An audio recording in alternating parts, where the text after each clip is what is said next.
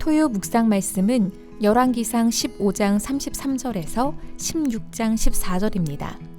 유다의 아사왕 셋째 해에 아히야의 아들 바아사가 디르사에서 모든 이스라엘의 왕이 되어 24년 동안 다스리니라.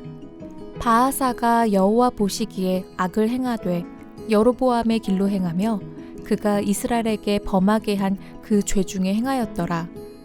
여호와의 말씀이 하나니의 아들 예후에게 임하여 바아사를 꾸짖어 이르시되 내가 너를 티끌에서 들어 내 백성 이스라엘 위에 주권자가 되게 하였거늘 내가 여로보암의 길로 행하며 내 백성 이스라엘에게 범죄하게 하여 그들의 죄로 나를 노엽게 하였은즉 내가 너 바아사와 내 집을 쓸어버려 내 집이 느밧의 아들 여로보암의 집같이 되게 하리니 바아사에게 속한 자가 성읍에서 죽은즉 개가 먹고 그에게 속한 자가 들에서 죽은즉 공중의 새가 먹으리라 하셨더라. 바아사의 남은 사적과 행한 모든 일과 권세는 이스라엘 왕 역대 지략에 기록되지 아니하였느냐. 바아사가 그의 조상들과 함께 잠에 디르사에 장사되고 그의 아들 엘라가 대신하여 왕이 되니라. 여호와의 말씀이 하나니의 아들 선지자 예후에게도 임하사 바아사와 그의 집을 꾸짖으심은 그가 여로보암의 집과 같이 여호와 보시기에 모든 악을 행하며 그의 손의 행위로 여호와를 노엽게 하였음이며 또 그의 집을 쳤음이더라. 유다의 아사왕 제26년에 바아사의 아들 엘라가 디르사에서 이스라엘의 왕이 되어 2년 동안 그 왕위에 있으니라. 엘라가 디르사에 있어 왕궁 맡은 자 아르사의 집에서 마시고 취할 때에 그 신하 곧 병거 절반을 통솔한 지휘관 시므리가 왕을 모반하여 시므리가 들어가서 그를 쳐 죽이고 그를 대신하여 왕이 되니 곧 유다의 아사왕 제27년이라.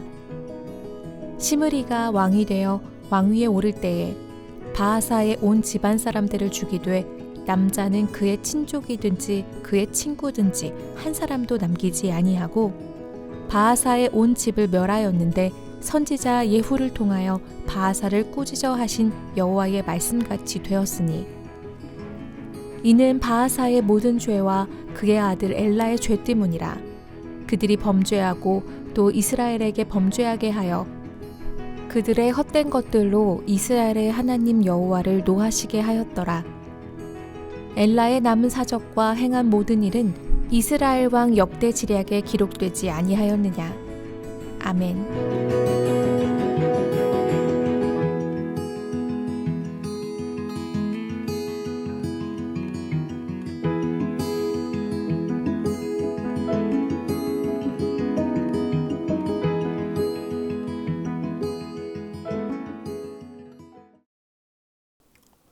할렐루야.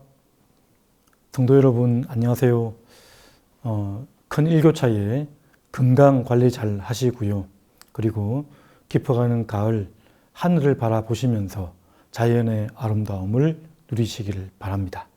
자, 오늘 말씀의 제목은 북이스라엘 왕들의 계속되는 실패라는 제목으로 함께 하나님의 말씀 나누도록 하겠습니다. 지금 남유다에는 아사 왕이 이제 41년 동안 통치하는 이야기가 진행되어지고 있습니다. 그리고 그 아사 왕 통치를 할 때에 북이스라엘 왕들의 통치에 대해서 오늘 본문에서는 다루어지고 있습니다. 15장 33절, 34절 끝절에 지금 나타나져 있는데 바아사가 나타납니다. 북이스라엘 3대 왕 바아사. 바아사는 아히야의 아들이라고 나타나져 있습니다. 아히야가 누구입니까? 바로 여로보암에게 너가 바로 왕이 될 것이다 라고 예언을 했던 선지자입니다. 그리고 그 여로보암에게 다윗처럼 말씀에 청종하고 하나님의 규례와 법도와 율례를 따라서 말씀을 지켜 행하면 너희 나라가 영원할 것이다 라고 말씀했던 그 선지자입니다. 그런데 이 아히야, 동명이인이라고 할 수 있을 겁니다. 아히야의 아들 바아사를 보면서 여로보암의 아들 나답은 분명히 아히야가 떠올려지지 않았을까 생각이 듭니다. 그러나 전혀 그렇게 아히야가 전했던 그 참된 말씀은 떠올려지지 못한 채 결국 나답도 또 멸망하게 되고 여로보암 가문이 멸절하게 되는 일들이 있게 되는 거죠. 그리고 오늘 본문 말씀에 보면 16장으로 넘어가는데요. 거기서 보면 바하사, 엘라, 바하사의 가문 역시 또 멸절하는 일들을 보게 됩니다. 하나님의 말씀을 온전히 청종하지 아니하고 떠나 있었던 그러한 가문이었던 거죠. 그리고 시므리 왕조, 또 시므리 왕이 또 반란을 하면서 세워지는 모습을 우리가 보게 됩니다. 자, 오늘 말씀을 통해서 우리에게 주시는 교훈과 또 묵상 포인트는 어떠한 것이 있는지 함께 살펴보도록 하겠습니다. 자, 첫 번째 우리가 주목할 것은 계속해서 지금 그렇게 우리에게 보여지는 것인데요. 말씀이 들려지는 것은 은혜이며 복입니다. 그리고 말씀이 들려질 때에 바른 말씀을 소망하게 되고 그 말씀대로 돌아가는 것이 바로 우리가 행해야 될 일임을 우리에게 거듭거듭 설명하고 있습니다. 1절 말씀을 보십시오. 16장 1절 말씀. 여호와의 말씀이 하나니의 아들 예후에게 임하여 바하사를 꾸짖어 이르시되. 지금 하나니의 아들 예후가 나타납니다. 예후는 이제 아사왕 그리고 여호사밧 왕까지 하나님의 말씀을 전했던 그런 대표적인 선지자입니다. 예후를 통해서 지금 하나님의 말씀이 선포되어지고 있습니다. 남유다의 선지자인 예후가 북이스라엘까지 와서 지금 말씀을 전하고 있는 것이죠. 하나님의 말씀이 선포되어지고 있습니다. 그리고 7절에도 여호와의 말씀이 하나님의 아들 선지자 예후에게도 임하사 이번에는 그 엘라에게도 그리고 바하사에게도 임했던 하나님의 말씀은 계속해서 지금 선포되어지고 있는 것을 보여주고 있는 모습입니다. 2절, 3절, 4절에 보면 네가 지금 여로보암의 길로 행하며 내 백성 이스라엘에게 범죄하게 하여 그들의 죄로 나를 노엽게 하였은즉 이라고 설명을 하고 있고요. 그래서 내가 너 바하사와 내 집을 썰어버려 네 집이 느밧의 아들 여로보암의 집같이 되게 하리니 바하사에게 속한 자가 성읍에서 죽은즉 개가 먹고 그에게 속한 자가 들에서 죽은즉 공중의 새가 먹으리라 하셨더라. 아주 엄중한 심판의 말씀을 바하사에게 지금 하고 있습니다. 이 말씀은 여로보암에게도 했던 말씀이죠. 그리고 이후에 보면 아합에게도 했던 말씀과 같습니다. 그런데 이렇게 심판의 말씀이 선포되어지는 것을 보면 어떻습니까, 여러분? 이대로 예언된 말씀이 이루어질 것입니다. 이루어지긴 할 것인데, 근데 이루어지는 것으로만 끝내려고 하나님께서 말씀을 이렇게 대언하시고 선포하게 하지는 않았을 것이라는 사실을 우리가 쉽게 알 수가 있는 것입니다. 하나님은 이 말씀을 통해서 북이스라엘의 왕이 돌아오기를 원하시고 북이스라엘의 백성들이 하나님께로 돌아오기를 지금 간절히 원하시는 그런 메시지라는 것을 우리가 잊지 않아야 되는 것입니다. 하나님 말씀이 들려지는 것이 바로 은혜이며 복인 것이죠. 이렇게 하나님 말씀을 떠나 있고 여로보암의 죄가 무엇입니까? 여로보암은 자신의 기득권과 이익을 위해서 왕권을 위해서 백성들이 정한 장소인 예루살렘으로 가지 못하도록 베델과 단에 금송아지를 세우고 우상을 세웠던 거죠. 이것이 너희를 인도하여 낸 신이라고 말을 하면서 베델과 단에 우상 숭배를 했습니다. 그리고 일반 사람들을 제사장은 마땅히 레위 족들을 세워야 되는데 일반인들을 함부로 세우고 절기를 유대력으로 7월을 8월로 변경하면서 교묘하게 우상 숭배, 유사 종교를 만들었던 그런 혼합주의적 요소를 가미시켰던 그러한 악한 일들을 행했던 것입니다. 자, 그럴 때에 하나님께서 적결 심판에도 모자람이 없을 텐데요. 하나님은 계속해서 말씀을 들려주고 계시고 보여주고 계십니다. 얼마나 이 이스라엘 백성들을 사랑하고 계시는지를 우리가 보게 되는 것이죠. 이것이 바로 은혜입니다. 여러분, 말씀이 들리는 것이 은혜이고요. 말씀과 가까이 하는 것이 복된 길이라는 것을 여러분 잊지 않으시길 바랍니다. 항상 여호와께서 주시는 그런 복된 길을 걸어가는 우리 토요 성도님들 되시기를 간절히 바랍니다. 자, 두 번째 또 우리가 살펴볼 것은 지금 여호와의 백성들은 그 하나님께서 세워주신 이 백성들은 어떻게 살아야 됩니까? 겸손하게 하나님께서 세워주신 것에 감사하며 살아가야 될 것을 우리에게 다시 한번 당부하고 있습니다. 그러한 악한 민족, 악한 삶을 사는 이스라엘 백성들에게도 하나님은 긍휼의 끈을 놓치지 않으십니다. 자, 2절 말씀 보십시오. 2절, 내가 너를 티끌에서 들어 내 백성 이스라엘 위에 주권자가 되게 하였거늘 네가 여로보암의 길로 행하며 내 백성 이스라엘에게 범죄하게 하여 그들의 죄로 나를 노엽게 하였은즉. 그러니까 우리 하나님께서 우리의 주권자라는 사실을 우리가 잊지 않아야 됩니다. 그분 앞에서, 그 주권자 앞에서 우리는 바로 티끌과 같은 존재라는 사실을 잊지 말아야 되는 것이죠. 바하사가 그렇습니다. 사실은 나답 그 정권에서 아마 군사적으로 탁월했던 것 같아요. 군사의 장로로도 있었지만 이후에 왕으로 있을 때에도 아마 남유다 아사왕보다도 더 군사적으로 탁월했던 것 같습니다. 그래서 그 남유다를 공격하려고도 했었던 적이 있었고요. 남유다는 그때 아람 베나다 쪽에 의지를 하게 되는 모습이 있었던 거죠. 그리고 또 라마를 건축함으로써 또 그런 건축, 그러니까 세상적으로는 아주 탁월해 보이는 그런 자이었던 것 같습니다. 그러나 그의 출신은 이 티끌에서 건진 바 되었다. 그러니까 아주 미천한 출신으로 왔던 것 같아요. 여기 15장 27절 말씀에 보면 이에 이세갈 족속 아히야의 아들 바하사가 그를 모반하여 블레셋 사람에게 속한 깁브돈에서 그를 죽였으니 이는 나답과 온 이스라엘이 깁브돈을 에워싸고 있었음이더라. 깁브돈이 원래 단지파 땅이었는데 블레셋이 지금 이렇게 빼앗아져 있었습니다. 블레셋 지경을 물리치고 깁브돈을 포위하는 중에 지금 이 바하사는 모반을 일으켰다는 거죠. 반역을 일으켜서 나답을 죽이고 이제 그 가문을 멸절하고 그렇게 왕으로 세워진 것을 보게 됩니다. 근데 이렇게 세워진 것은 하나님의 주권 속에 있었다는 것입니다. 여로보암 가문을 멸망하기 위한 하나님의 도구로 쓰임받았다는 사실을 우리가 기억해야 되는 것이죠.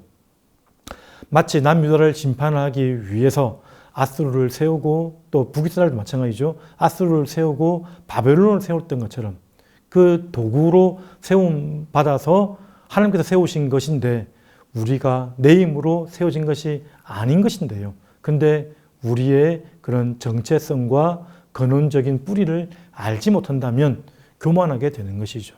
바하사가 그랬다는 것입니다. 바하사는 우리가 참으로 어떠한 존재인지를 알지 못했습니다.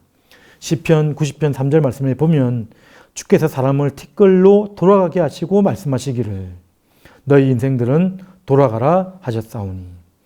사람은 티끌, 먼지와 같은 존재입니다. 진흙덩이라는 거죠.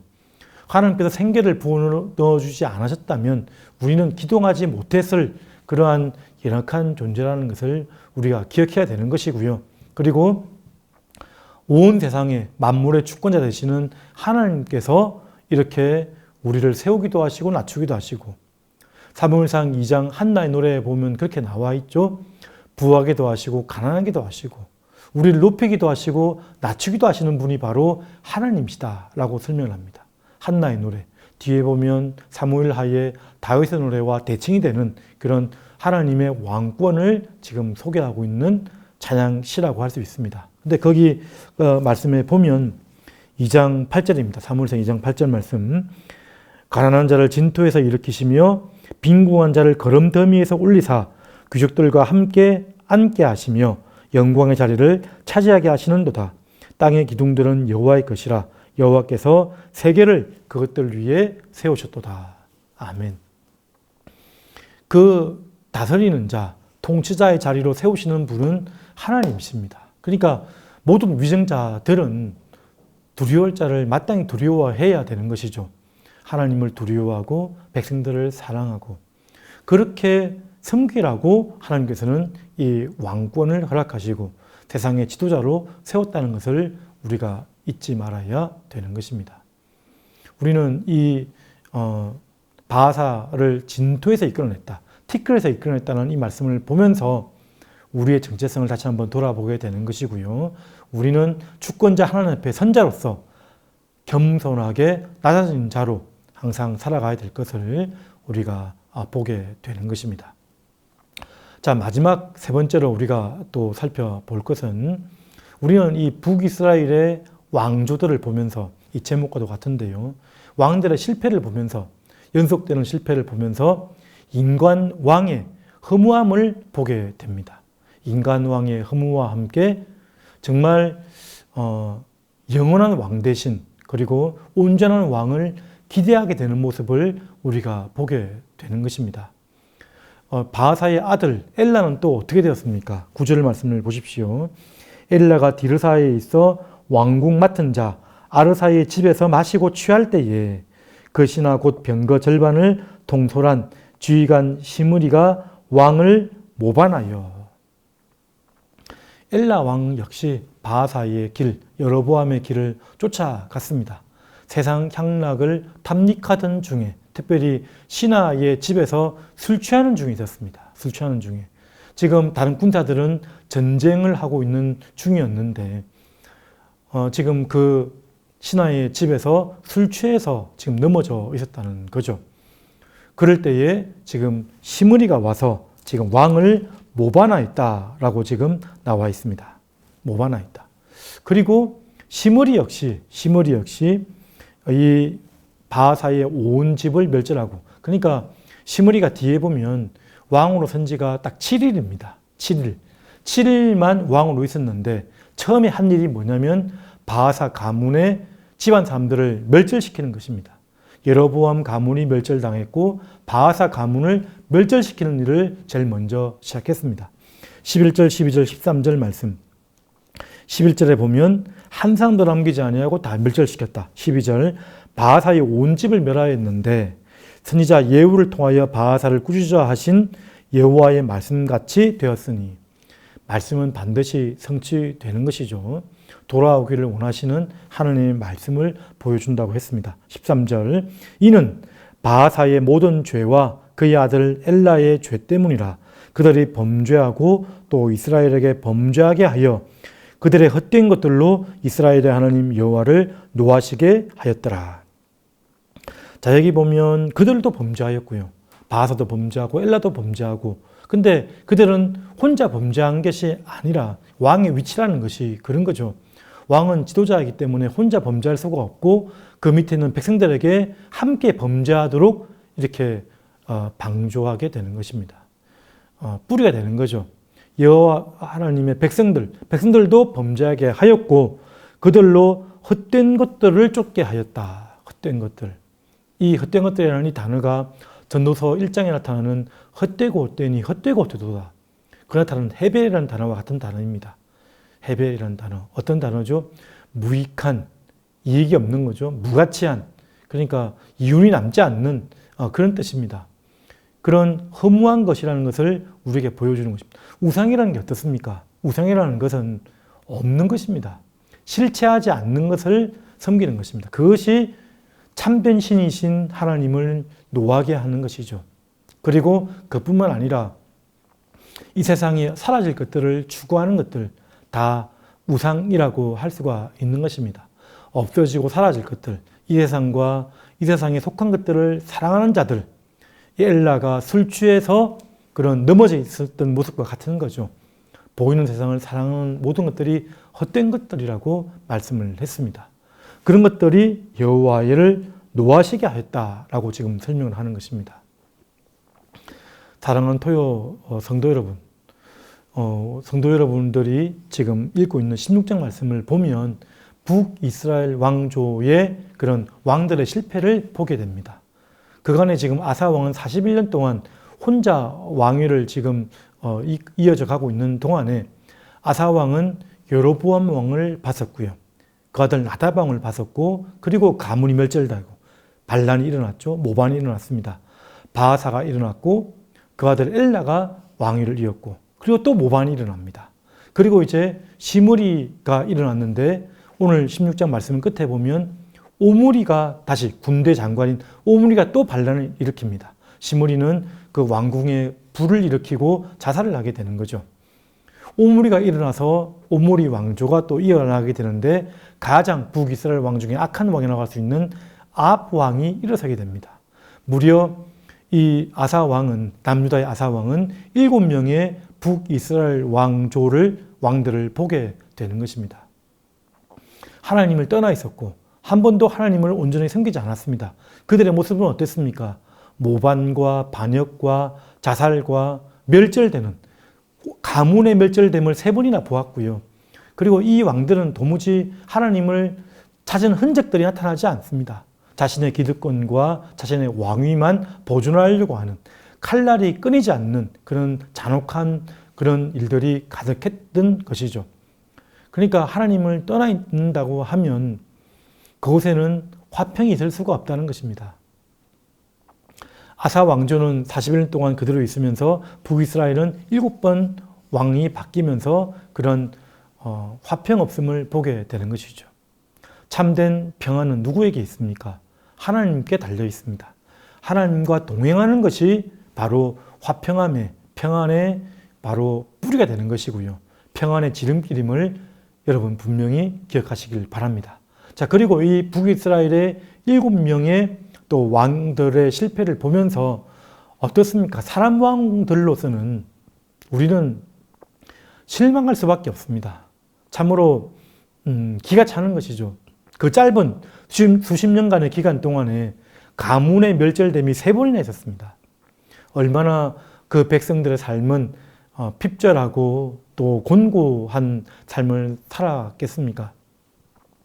그러니까 참된 평화도 없을 뿐만 아니라 정말 인간 왕의 그런 실패를 보면서 좌절할 수밖에 없는 거죠.